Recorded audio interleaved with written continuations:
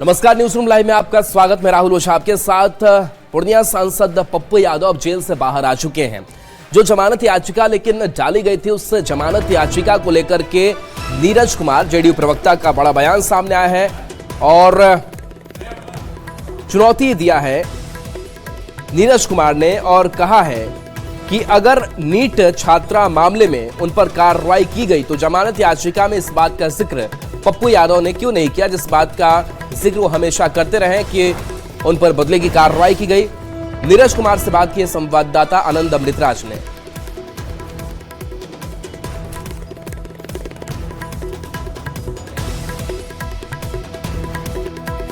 तो पप्पू यादव को बेल मिल गई है और जेल से बाहर निकलने के बाद उन्होंने सरकार पर कई गंभीर आरोप लगाए, जिसके बाद अब नीरज कुमार ने भी पलटवार किया।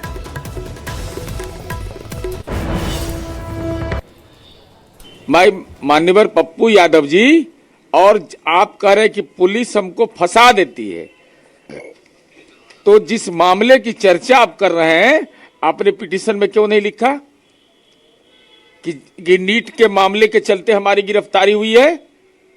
तो मुंह में राम बगल में छुरी। ये राजनीति के नौटंकीबाज लोग हैं और ये स्वाभाविक है। जिस पर डकैती, अपहरण, जबरन वसूली, 420, दंगा, सरकारी काम में बाधा, हत्या की कोशिश जैसे जघन्य अपराध का जो अभियुक्त होगा तो उसका दिमाग भी जघन्य हो जाता है। जेल से बाहर आने के बाद से बिहार सरकार पटना एसएसपी पर सवाल पप्पू यादव ने उठा दिए और कहा कि हम सुप्रीम कोर्ट जाएंगे, इस मामले को लेकर के लोकसभा अध्यक्ष के सामने भी ये बात रखेंगे। तो देखिए, पप्पू यादव जेल से बाहर आ गए हैं और रिहाई उनकी हो चुकी है, लेकिन इसके बावजूद लगातार वो पटना पुलिस की कार्यशैली पर सवाल उठाते आ रहे हैं, बिहार सरकार पर सवाल उठाते आ रहे हैं और लगातार वो कहते रहे कि नीट मामले को लेकर के ये हमारे ऊपर कार्रवाई की गई क्योंकि हमने सवाल उठाए और इस मामले में वो इन्वॉल्व हुए और कहा कि सीबीआई जांच कर रही है।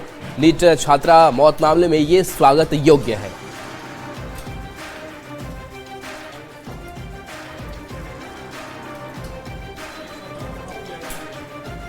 और देखिए, पप्पू यादव से जुड़ी एक बड़ी खबर, जहां पप्पू यादव दिल्ली के लिए रवाना हुए हैं। सरकार पर एक बार फिर से उन्होंने जोरदार हमला बोला है।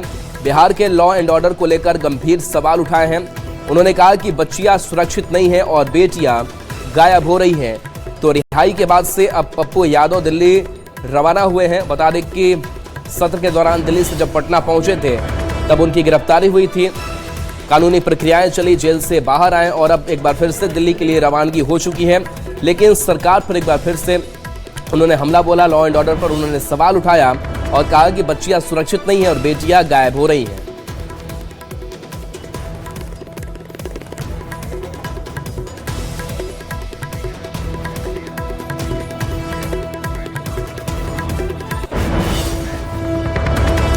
प्रधानमंत्री नरेंद्र मोदी आज असम के डिब्रूगढ़ में हैं और डिब्रूगढ़ में एक हाईवे बनाया गया जिसमें इमरजेंसी लैंडिंग की व्यवस्था की गई है ताकि जब भी कोई आपात स्थिति हो तो वायुयान को वहां पर इमरजेंसी में लैंडिंग कराई जा सके। बता दें कि प्रधानमंत्री नरेंद्र मोदी पहली हाईवे इमरजेंसी लैंडिंग फैसिलिटी पर भारतीय वायुसेना के C-130J सुपर हरक्यूलस से लैंड किया।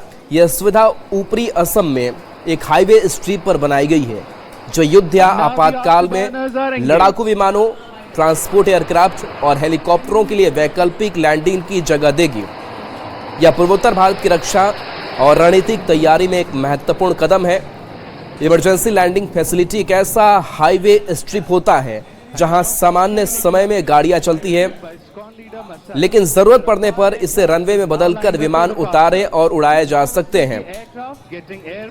डिब्रूगढ़ ये असम के ऊपरी हिस्से में है जो भारत चीन सीमा के बहुत करीब है। पीएम ने डिब्रूगढ़ में एयर शो भी देखा। अब उड़ान भरने के लिए तैयार है। आक्रामक तरीके से ऊपर चढ़ते हुए यह विमान जमीन छोड़ने के कुछ ही क्षण में युद्ध के लिए तैयार हो जाता है।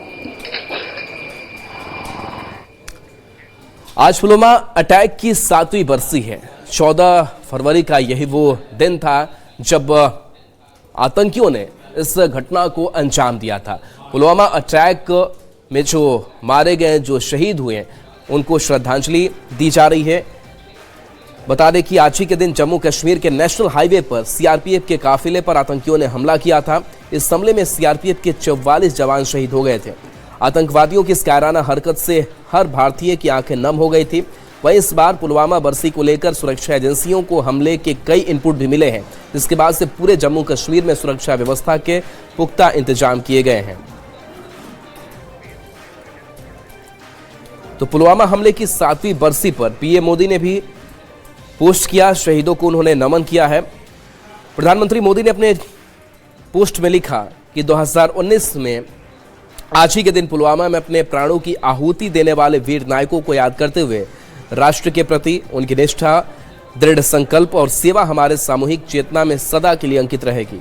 प्रत्येक भारतीय उनके अदम्य साहस से प्रेरणा लेता रहेगा। वहीं गृह मंत्री अमित शाह ने भी पुलवामा आतंकी हमले में शहीद जवानों को श्रद्धांजलि दी है। उन्होंने लिखा है कि पुलवामा आतंकी हमले में शहीद होने वाले हमारे वीर जवानों के शौर्य का स्मरण कर उन्हें नमन करता हूं। आतंकवाद मानवता का सबसे बड़ा दुश्मन है और भारत इसके समूल नाश के लिए दृढ़ संकल्पित है। आतंकवाद का सामना करने वाले हमारे सुरक्षा बलों और सुरक्षा एजेंसियों के साहस, समर्पण और बलिदान का देश सदैव ऋणी रहेगा। पुलवामा हमले की 7वीं बरसी पर रक्षा मंत्री राजनाथ सिंह ने भी शहीदों को श्रद्धांजलि दी। उन्होंने लिखा कि 14 फरवरी 2019 को पुलवामा में हुए कायरतापूर्ण आतंकी हमले में अपनी जान गंवाने वाले बहादुर सीआरपीएफ जवानों को याद करते हुए और दिल से श्रद्धांजलि देते हुए पूरा देश उनकी याद में और उनके परिवार के साथ एकजुटता से खड़ा है। उनका बलिदान हमारे देश के लिए आतंकवाद से पैदा हुए गंभीर खतरों की याद दिलाता है। भारत हर तरह के आतंकवाद से लड़ने और उसे खत्म करने के अपने इरादे पर अडिग है।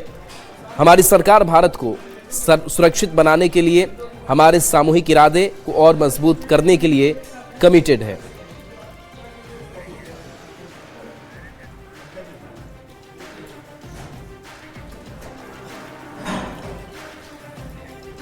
और देखिए, आज वैलेंटाइन डे भी है और वैलेंटाइन डे पर एक दूसरे से प्यार का इजहार करने का ये दिन है। लेकिन दूसरी तरफ अगर बात करें तो इस वैलेंटाइन डे पर एक सख्ती जो है वो भी खास करके उत्तर प्रदेश के कई इलाकों में देखने को मिल रही है। खास करके जो हिंदू संगठन हैं, और ये तस्वीर आपको दिखा रहे हैं जहां इस वैलेंटाइन डे का विरोध हो रहा है।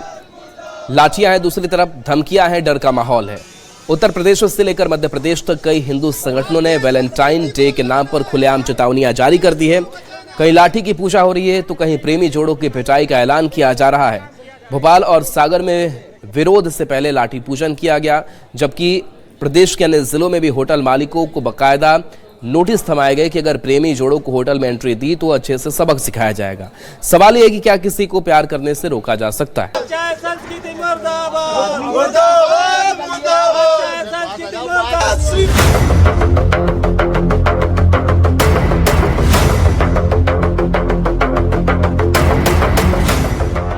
इश्क के इजहार का दिन, दो दिलों के प्यार का दिन, मोहब्बत में गुम हो जाने का दिन, 14 फरवरी यानी वैलेंटाइन डे, जिस दिन का इंतजार न जाने कितने इश्कजादे कर रहे हैं। कोई प्रपोज करने के लिए तो कोई दिल का हाल बताने के लिए।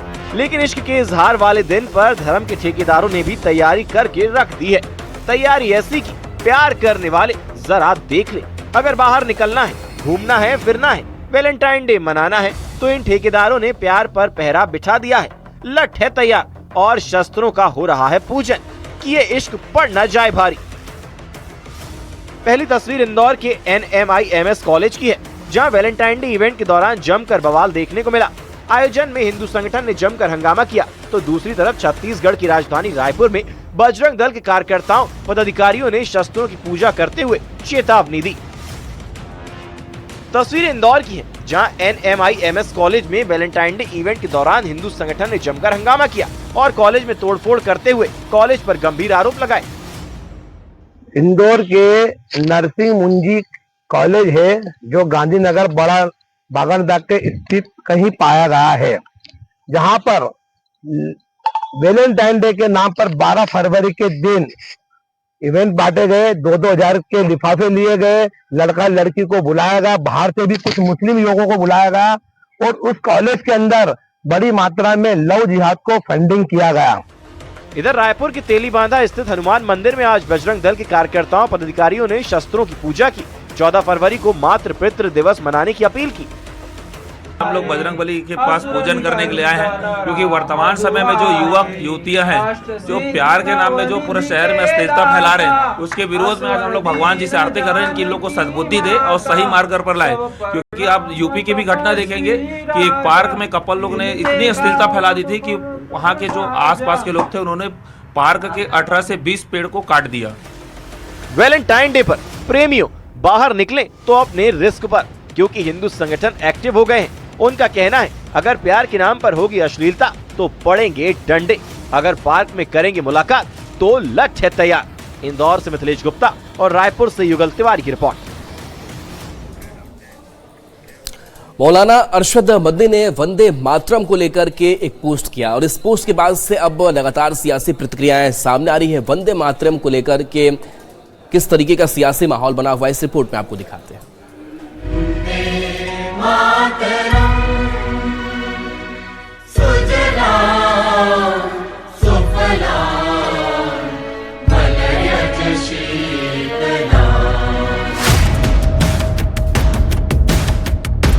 वंदे मातरम के नए नियमों पर ठन गई है और तनातनी बढ़ गई है, जिसकी शुरुआत की मौलाना अरशद मदनी ने, जिन्होंने सोशल मीडिया पर पोस्ट की।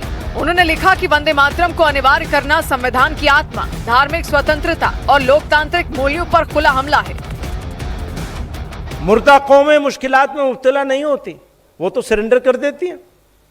वो कहेंगे वंदे मातरम पढ़ो तो पढ़ना शुरू कर देंगे। तो ये पहचान होगी मुर्दा कौम होने की, और अगर जिंदा कौम है तो फिर हौसला बुलंद करना पड़ेगा, हालात का मुकाबला करना पड़ेगा। अरशद मदनी का ये बयान आया ही था कि कांग्रेस सांसद इमरान मसूद ने भी वंदे मातरम से जुड़े नए नियमों का विरोध किया और केंद्र सरकार के खिलाफ मोर्चा खोल दिया। AIMIM के सुर भी ऐसे ही थे। आप गाएंगे कि नहीं? नहीं। क्यों? मैं अपनी उपासना का तरीका अपने तरीके से करूँगा। मुझे संविधान ने इस बात की आज़ादी दी है। मैं आपको बाध्य नहीं कर सकता कि आप मेरे तरीके से उपासना करें। मैं आपको थोड़ी कहूँगा कि आप कुरान शरीफ की आयतें पढ़ें। वंदे मातरम के जो छंद हैं वो जाहिर तौर पर जो आनंद मठ से जो लिखी गई उपन्यास में, उसमें मूर्ति पूजा की बात की गई। भारत माता को मूर्ति देवी मान करके उसकी वंदना या उपासना करते हैं, और ये हमारे मोनोथिज्म के खिलाफ, एक ईश्वरवाद के खिलाफ है। सवाल उठा तो नए नियमों पर उंगली उठाने वालों को विश्व हिंदू परिषद ने तगड़ा जवाब दिया। ये वही कट्टरपंथी लोग हैं जो कि मजार पर जाकर के और मकबरों पर जाकर के और जो कब्रों पर जाकर के हरी चादर भी चढ़ाते हैं, फूल भी चढ़ाते हैं, धूप अगरबत्ती लगाते हैं, पैसा भी डलवाते हैं लोगों से, लोगों को बेवकूफ बनाते हैं और कहते हैं कि इस्लाम के मानने वाले हैं, इसलिए हम जो है वंदे मातरम नहीं गाएंगे। वैसे तो सरकार ने वंदे मातरम पर कई नियम बनाए हैं।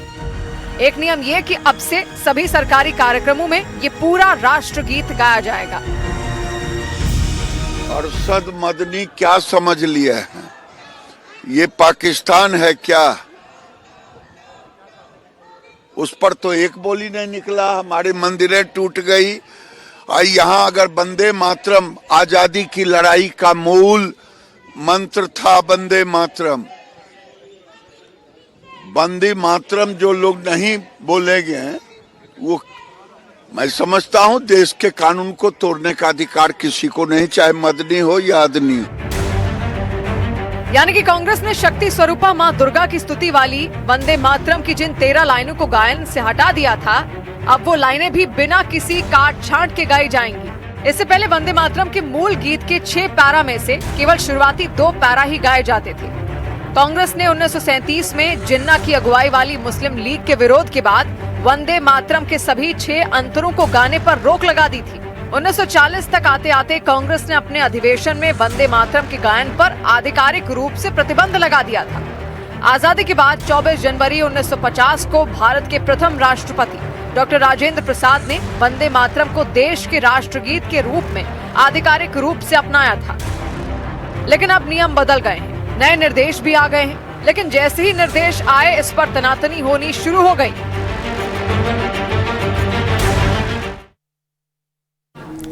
केंद्रीय मंत्री पीयूष गोयल ने राहुल गांधी पर बड़ा हमला बोला है और कहा कि फेक नैरेटिव फैलाने की कोशिश लगातार राहुल गांधी करते हैं। इसके साथ साथ उन्होंने कहा कि किसानों को लेकर भी उन्होंने भ्रम फैलाया है और एक वीडियो भी जारी किया है जिसमें उन्होंने फेक फर्जी गांधी लिखकर वीडियो सामने रखा है पीयूष गोयल ने। Friends, Mr. Rahul Gandhi has once again rolled out a stage-managed, most artificial and fake narrative. This time, he's shooting from the shoulders of a few Congress party activists who are pretending to be farmer leaders in a completely artificial and baseless conversation. मुख्यमंत्री Nitish Kumar action में हैं। नवादा वो पहुंचे, नवादा के बाद से वो राजगीर के लिए रवाना हुए हैं जहां पर कई कार्यक्रम में उन्हें शामिल होना है, कई बड़ी योजनाओं की समीक्षा भी उन्हें करनी है। बता दें कि मुख्यमंत्री नीतीश कुमार आज अपनी 1 दिवसीय यात्रा के तहत नवादा पहुंचे जहां नारदीगंज प्रखंड स्थित मोतनाजे में उनका हेलीकॉप्टर लैंड किया, जिसके बाद वह नालंदा के राजगीर के लिए रवाना हुए जहां सीएम विभिन्न कार्यक्रम में हिस्सा लेंगे। नवादा जिला प्रशासन के अधिकारियों ने सीएम का स्वागत किया। इस दौरान मोतनाजे में चल रहे गंगा जलापूर्ति योजना के 2वें चरण के कार्यों को भी उन्होंने चलते चलते देखा। इसके बाद उनका काफिला सीधे राजगीर के लिए रवाना हुआ जहां वह आज कई कार्यक्रम में हिस्सा लेंगे।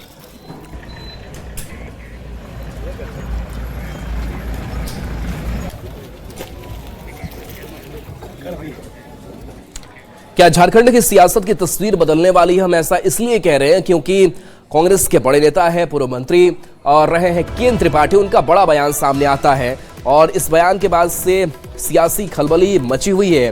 बता दें कि पूर्व मंत्री और कांग्रेस नेता केएन त्रिपाठी ने बड़ा दावा किया है। उन्होंने कहा है कि निकाय चुनाव के बाद झारखंड की राजनीति में बड़ा बदलाव हो सकता है। जेएमएम इंडी गठबंधन से अलग हटकर बीजेपी के साथ सरकार बना सकती है। ये बड़ा दावा केएन त्रिपाठी ने किया है। उन्होंने ये भी दावा किया कि जेएमएम और बीजेपी साथ मिल चुके हैं और निकाय चुनाव का परिणाम आते ही 15 से 20 दिन में इसका प्रमाण भी दिख जाएगा। त्रिपाठी ने भी दावा किया है कि बीजेपी और जेएमएम के बीच डील हो चुकी है। तो देखिए केएन त्रिपाठी जिनका ये बड़ा बयान, बड़ा दावा जो है वो सामने आया है। बता दें कि निकाय चुनाव को लेकर के लगातार जो राजनीतिक दल है वो कमर कस चुके हैं। हालांकि अपने अपने प्रत्याशियों को समर्थन भी वो जरूर दे रहे हैं। दलगत आधार पर चुनाव नहीं हो रहा है लेकिन इसके बावजूद, और बता दें कि केएन त्रिपाठी की जो बेटी है वो भी इस बार चुनावी मैदान में है।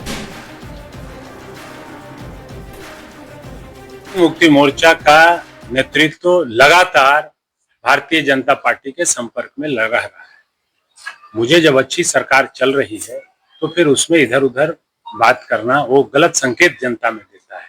इस बात को लेकर के हम लोगों को आपत्ति है।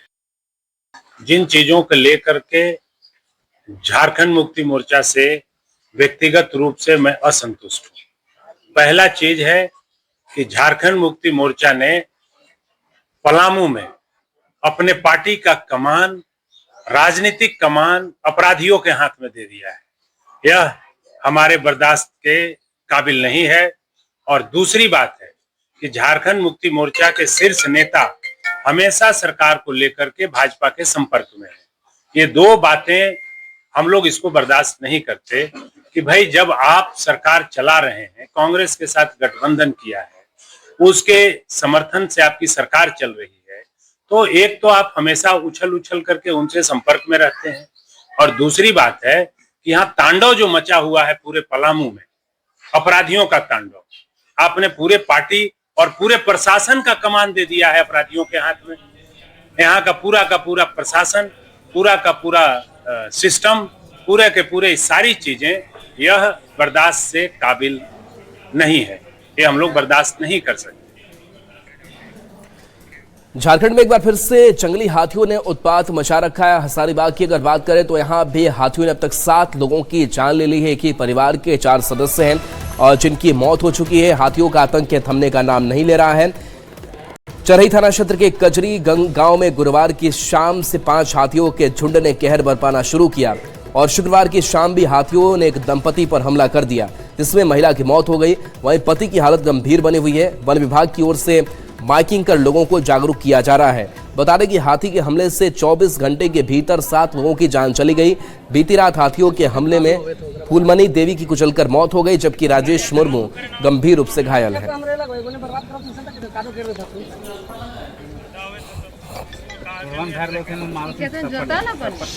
तो हाथियों ने तांडव मचा रखा है। ऐसे में प्रशासन और वन विभाग की ओर से हाथियों से दूर रहने के लिए लगातार माइकिंग की जा रही है। सार छपेरवा में हाथी का झुंड यहाँ पर बहुत सारा आए हुए हैं। करीब 30-35 के जंगली हाथियों का झुंड देखा गया है। इसीलिए कोई भी ग्रामीण रात के अंधेरे में या सुबह के भोर में जंगल की ओर शौच के लिए या अन्य किसी भी प्रयोजन के लिए ना जाएं। तो सवाल है कि इन हाथियों के आतंक से लोगों के बचने के लिए क्या किया जा रहा है, लोगों की भी अपनी राय है।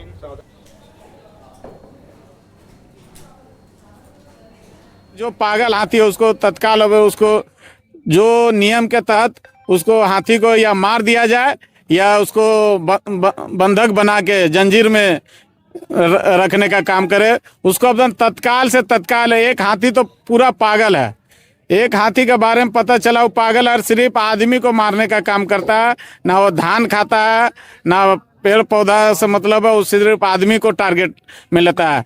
ये हाथी जो है 5 का झुंड है, जिसमें एक हाथी जो है बार बार सिर्फ इंसान को ही टारगेट करके इंसान को मारने का प्रयास किया जाए।